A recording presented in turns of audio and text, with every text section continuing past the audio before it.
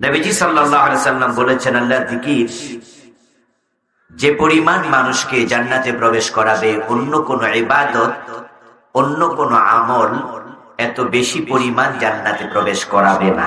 হাদিসে কুদসি আল্লাহ তাআলা বলেন, আনা ইনদা আবদি ইযা যাকারানি ওয়া তাহাররাকাত বি শাফাতাহু।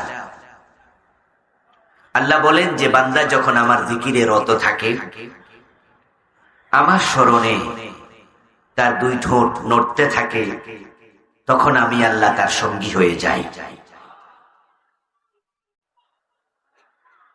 এজন্য সকাল এবং সন্ধ্যায় বেশি বেশি জিকির করার অভ্যাস করতে হবে। বসে আছেন, কোনো কাজ নাই, সুবহানাল্লাহ পড়ুন, আলহামদুলিল্লাহ পড়ুন, আল্লাহু আকবার পড়ুন। নবীজি বলছেন, তওবা লিমান ওয়াজাদা ফি সহিফাতিহি ইস্তিগফারান কাসীরা।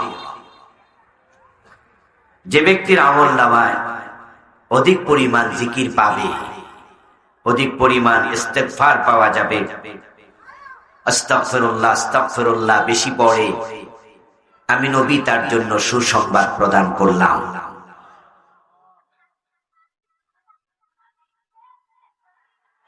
হাসরের ময়দানে নবীজি বলেছেন, কোন কোন মানুষ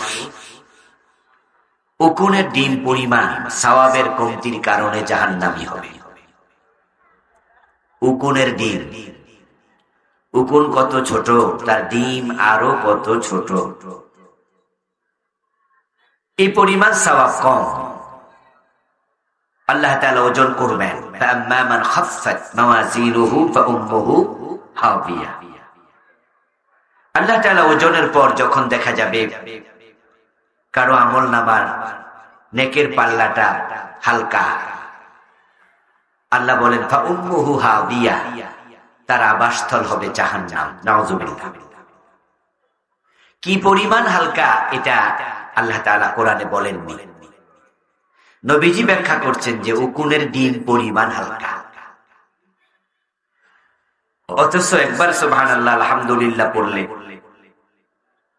হাদিসে আছে, তামলাউ মা বাইনাস সামাই ওয়াল আরদ, আকাশ এবং জমিনের মাঝখানে যে ফাঁকা জায়গা, আল্লাহ ওই পরিমাণ সওয়াব লিখে দেন।